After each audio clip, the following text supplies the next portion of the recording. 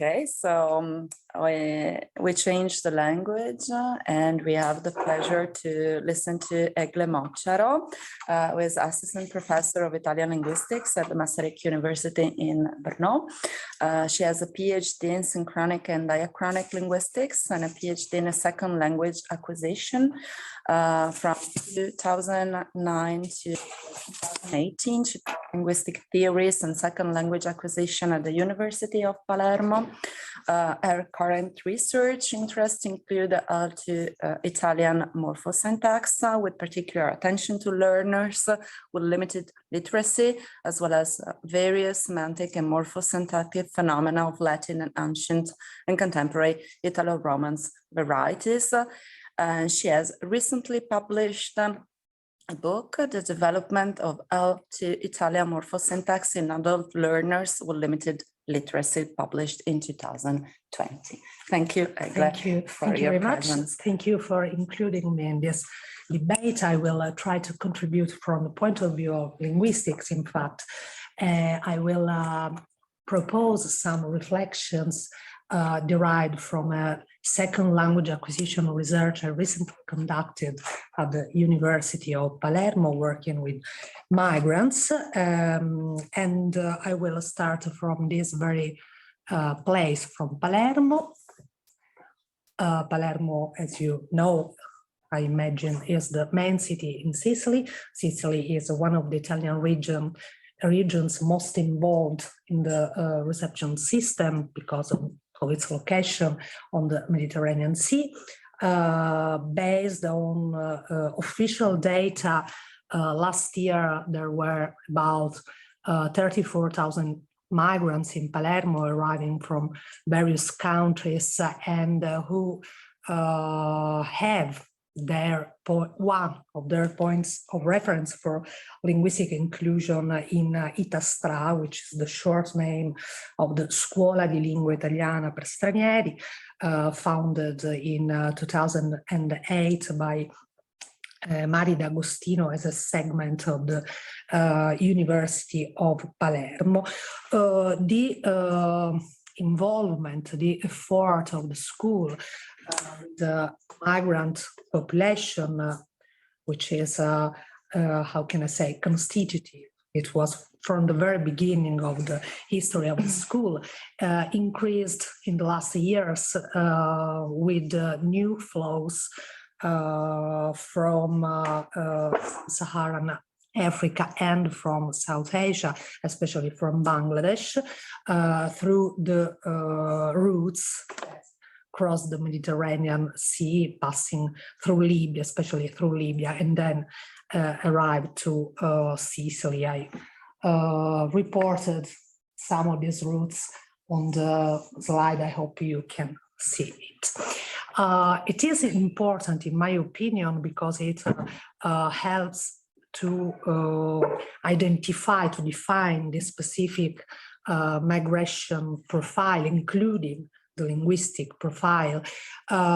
It is important to stress that these new flows have specific aspects, specific characteristics. The first of which is that we are dealing with individual mobility rather than family mobility, as in the recent past, even in our Sicilian experience. We are dealing especially with young men.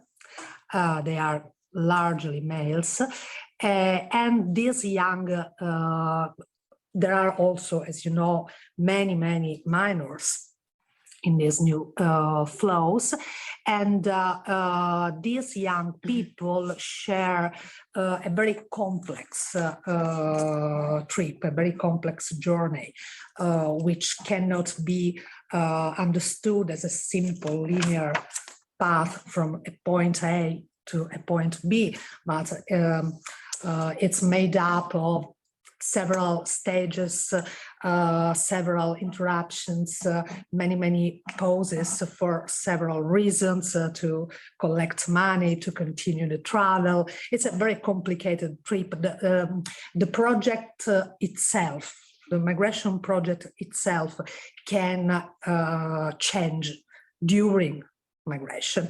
I insist on this because this contributes, as I said, to define also the linguistic profile of these migrants. But this, one of the causes of this non-linear character of the path is the repeated and forced immobility, which includes the various forms of segregation suffered in the transit countries, and which continues upon arrival in Italy with the regime of isolation and the physical separation in the hosting centers. As Maria D'Agostino explains, mobility and immobility are different aspects of the same migratory process. So, also as a consequence, we are dealing with a much more transient population than in the past, in part because Sicily is not conceived as a final destination, but just as a stop during this longer path, but also because it's very complicated to obtain a residence permit, and because of this situation of isolation, they remain immobilized within the hosting centers for a lot of time before resuming the journey or before being forcibly relocated elsewhere. But we, Maria D'Agostino and I mean, when I say we, this is a research I conducted together with Maria D'Agostino, so this we is not rhetorical, but referential. So we refer to this new generation of migration with the labels new migration or new migrants, where the adjective new refers more to the, in fact, more to the migration profile than to the time since the arrival in Europe. But these labels are also meant to be neutral with respect to the legal administrative status of migrants, because as all of us know, in the last years, migration is no more used in a generic and inclusive sense of movement from a point to another point for various reasons, but is increasingly used to distinguish different categories of migrants. And we find this semantic shift, for instance, in the documents produced by the United Nations High Commissioner for Refugees, where the opposition migrant versus refugee based on the criterion choice versus need is dominant. Well, why I'm talking about this? Because we think that from a specific research point of view, linguistic research point of view, at least, it's completely ineffective, if not dangerous, to use this criterion, that is the status of migrants, which is obtained long after the arrival, to describe, to study a population of learners which share the same geographic area of provenance, the same conditions of migration, both through the routes and upon the arrival. So we prefer to use this general label migration to overcome these misleading distinctions, and as I said, to use the adjective new to focus on the fact that we are dealing with a new kind of migration in our experience. Well, from the beginning of I used the timer, but I didn't. Actually, I talked for 0 minutes. I'm sorry. Okay. From the beginning of its activity, Itastra, the School of Italian, adopted a narrative approach in a broad sense to work with this learner population. Very schematically, there are 3 pillars around which the activity, the teaching and research activity is based. Narrative activities with an educational purpose, narrative art workshops, and narrative interviews. Very quickly, narrative for educational purposes takes the form of linguistic autobiography, which is a very well-rooted method to collect linguistic data, and which is used in several forms for all migrants, including migrants who do not know Italian yet at all, not only because they can use not only Italian but also other languages of their repertoires, but also because they can share their stories through several expressive means, not only through language, but also through drawing, for instance, or through acting. And these autobiographic activities immediately brought to the fore 2 enormous, very evident linguistic data. On the one hand, the very complex linguistic repertoires of these new migrants, especially of those arriving from sub-Saharan Africa, of course, because this is a very multilingual area inherently, but also because migrants acquire new languages or segments of new languages during the journey. So they arrive with a very complex linguistic repertoire. On the other hand, what emerged was the widespread lack of literacy, in the strict sense of lacking reading and writing skills in any language of the repertoire, not in Italian only. As for the narrative art workshops, we used and my colleagues still use various activities, among which theater workshops. And this is, in my opinion, very interesting because workshops obviously are based on migration, on the story of migration, but these experiences, the journeys, is not recounted by the persons directly involved in it, but by other migrants. So these actors are somehow interpreters, mediators of a no longer subjective story, but of a collective story. And this moving from the directly autobiographical dimension allowed to abandon those form of those narrative frames of the so-called securitarian discourse, based on which migrants must continuously justify their request to enter the arrival countries by referring to specific concrete spaces, facts, and so on. And this allows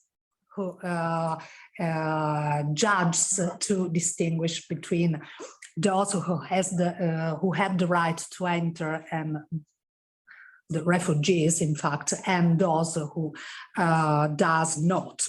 So this is the reason why I insisted on this point at the beginning. The risk of getting stuck in this narrative logic became completely evident, especially in the first phase of the interviews we conducted at the school, which are the other pillar, as I said, of our activities. Also in this case, narration is not conceived as a simple sequence of reported events, but as a contextualized discursive activity, as an interactional process that is constructed in a specific communicative context that includes the participants, the relationship between them and the communicative event itself, in the course of which the participant negotiates individual meanings. I'm reporting the words of Amente and Paternostro, who are colleagues of mine at the School of Italian. They also claim narrative is not neutral, it is a representation of self and reality that the individual constructs based on the circumstances and the people she is confronted with. Well, this cooperation stops when facing direct questions about the experience of the journey and about the past, frequently more in general, even in the protected context of the classroom, where it is the teacher, not an outsider, who asks. Paternostro reported several segments of views strongly characterized by differences, silences, misunderstanding when talking about past experience. The immediate consequence of this observation was a radical change in research ethics in the school, because obviously we eliminated all direct questions about the journey, obviously, especially the most traumatic aspects of the journey. Detention in the Libyan prisons is a typical case in point. These difficulties, and we are in the linguistic section, these difficulties are increase when the research leaves the protected space of the class and is dedicated to naturalistic research. This is exactly the case of the research I conducted between 2016 and 2019. This research started from one of the linguistic data that became evident from the very beginning of our work with migrants, that is the widespread presence of low or non-literacy skills. According to a survey we carried out in 2016 with about 700 migrants, there was 30% of illiteracy or low literacy, so it's a very significant percentage. In particular, my research question was, does the lack of literacy in any language of the repertoire and in any writing system have any effect on the acquisition of oral skills in Italian, as the not too many studies on this topic suggested? So I mentioned in the abstract, that I will not report on the results of this research, which are completely out of focus, but I will try to describe the criteria I used to select the sample and to collect data. As I choose literacy as an independent variable, I had to isolate it from other possible intervening variables, especially guided learning in the classrooms, in the language classrooms. So I choose naturalistic contexts of language acquisition, which means that I focused on learners who acquire a language, an additional language, only through the interaction with the other speakers of Italian, that is outside the classroom. But in this case, in our case, this naturalistic context is a context, the context of the reception centers. So a context characterized by isolation, where migrants do not really interact with the local people and are exposed to a very low linguistic input in Italian, or to an input in Italian which comes from other migrants, because Italian can be also used as a lingua franca. I collected my data for 13 months, and my research is based on the data I collected from 20 learners, 10 with no or very low literacy skills, and 10, the control group, were literate. They were between 18 and 30 years old, males arriving from sub-Saharan Africa and to a lesser extent from Bangladesh, and they were among the about 700 migrants involved in the literacy tests at ITASTRA in 2016. And among these migrants, I selected a subsample of about 40 participants who were not enrolled in the language course of the school, and this obviously allowed me to select the naturalistic context of acquisition, but ipso facto it's eliminated that context of cooperative narrative built in a controlled context like those I described earlier. And obviously this affected dramatically the conditions of data collection. These conditions are always problematic when working outside the classroom. When working in naturalistic contexts, but they are particularly complicated when working with this migrant population.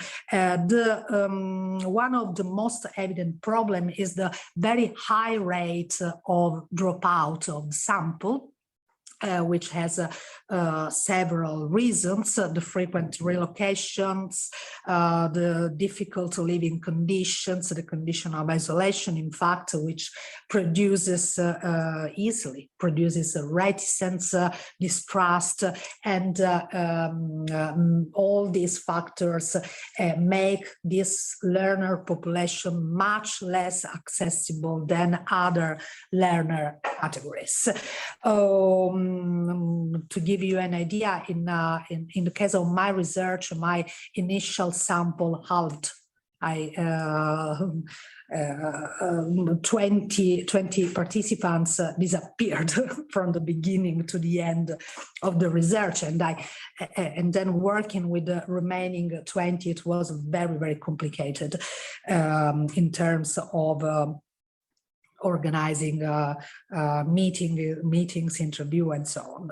But there are also other problems we have to deal with, such as those posed from the physical characteristics of the space where data collection has to be done, because reception centers are noisy places full of persons, very confused, definitely not suitable for linguistic research.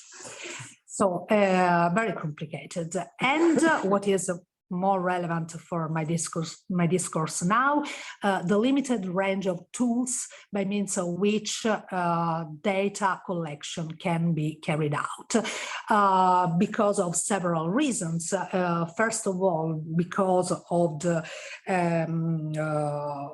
general aversion of migrants in the reception centers to be involved in teaching activities outside what they perceive as the dedicated place to carry out this type of activity, that is the school, and especially in the reception centers. because this was perceived, and in my opinion, it actually was a violation of their space, of their private space.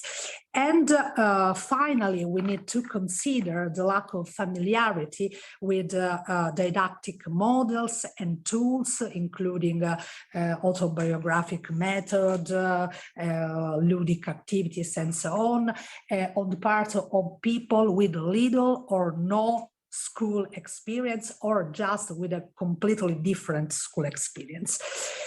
So, having experienced this complete failure during a pilot collection in 2016, I prepared a more traditional data collection protocol limited to a few mainly monological tools, that is story retelling and guided conversations on some facts of the past and the present, obviously excluding any mention to the journey. These remaining techniques are essential to bring out spontaneous data, which means information on how the speaker uses the language when she is not focused on linguistic verbs, which is the normal way we use the language, that is to do things, not to reflect on it.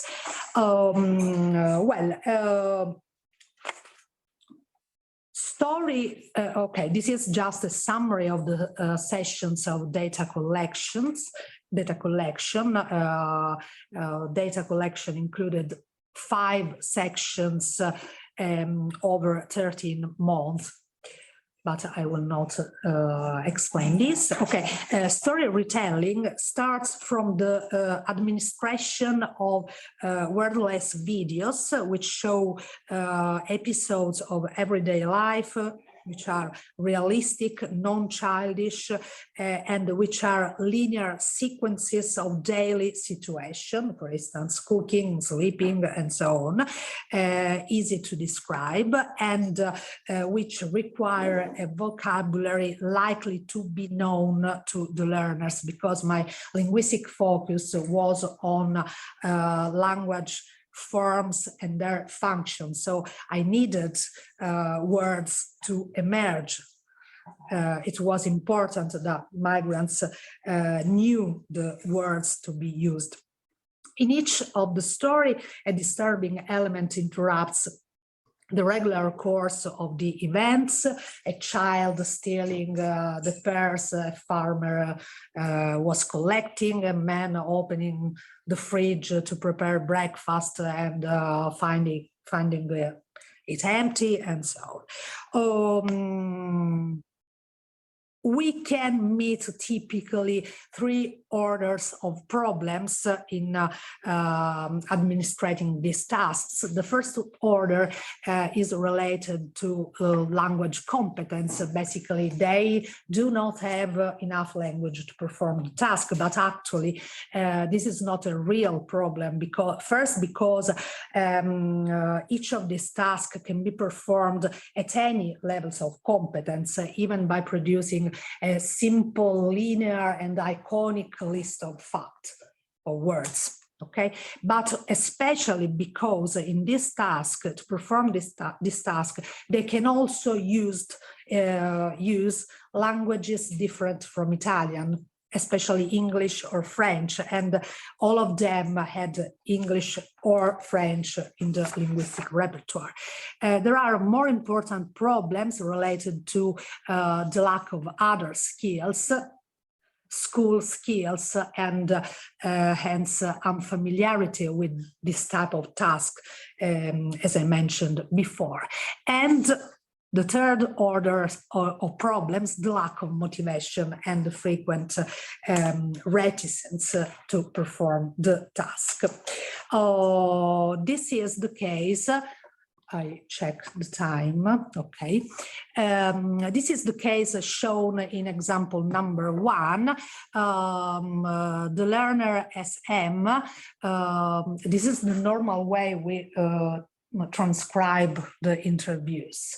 It's a detailed transcription, not normalized. The first column is the sequence of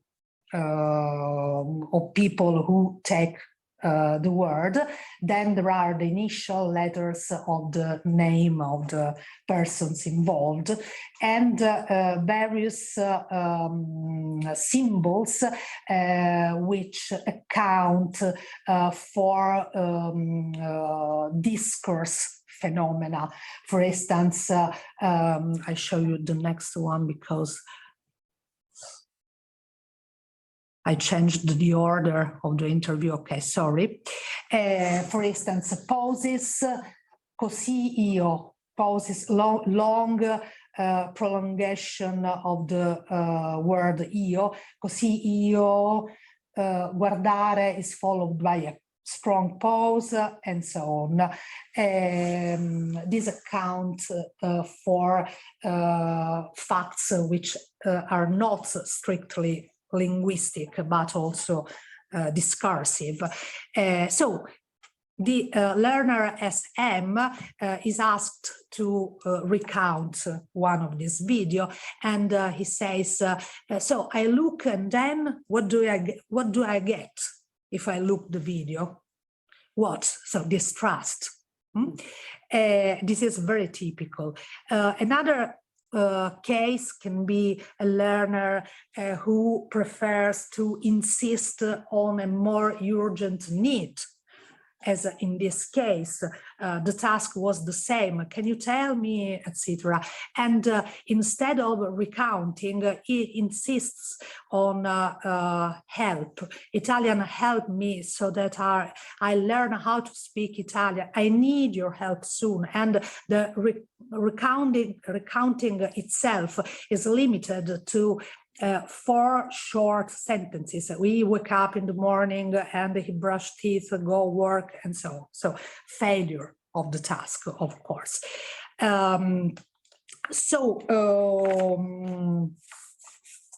These difficulties can be also found in the interviews.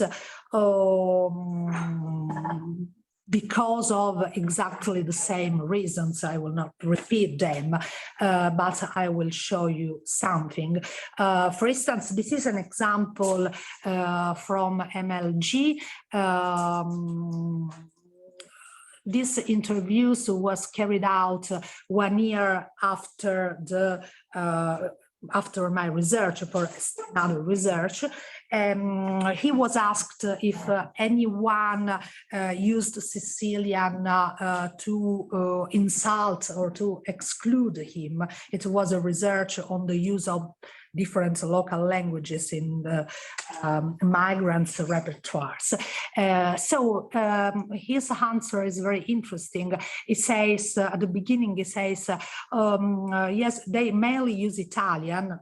Now no one uses Sicilian to address migrants. They use Italian, but they use a swear word in Sicilian, but I don't remember it. And immediately after, he says a swear word, and they say negro, nigger. It's Sicilian, isn't it? And the interviewer replies, no, it's Italian, but it's still bad. Yes, it's bad. And they use this word, but I don't remember it. There is a contradiction. So it's clearly a strategy of avoidance. It's difficult to recount even the present, not only the past sometimes. And this is the same migrant, the same person who about 1 year before described in great detail the complex, the enrichment of his linguistic repertoire during the trip, which was something he was very proud of. So he used a lot of words very fluently. Okay. I will, obviously, if we shift to past events, the situation becomes even more problematic. I will show just this segment.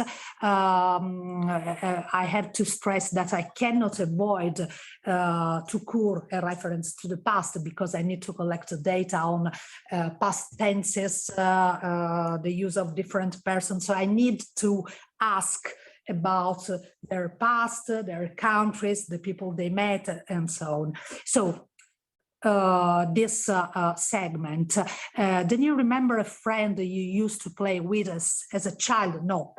A friend of yours you used to play with as a child? No. No friends? No. I had friends, but I don't remember now, and the interview stopped. So what is to be done? I don't know. I have no answers yet, but starting from the assumption that linguistic inclusion of migrants must pass through a full understanding of the mechanisms which govern the process of acquisition of an additional language and the resulting forms, it is necessary to increase these experiences of data collection and research in this specific context. To my knowledge, there are maybe less than 10 research on language acquisition, on morphosyntax acquisition with this migrant population. We need to construct a new protocol of data collection in the specific context of new migration, a protocol that allows us to construct that cooperative context of linguistic exchange, which we can more easily construct in a class, because collecting data from this population cannot be just instrumental to data collection, to linguistic data collection, not only for ethic reason, before everything, for ethical reason, but not only for ethical reason, but also because for the linguistic research is just a failure. And that's all.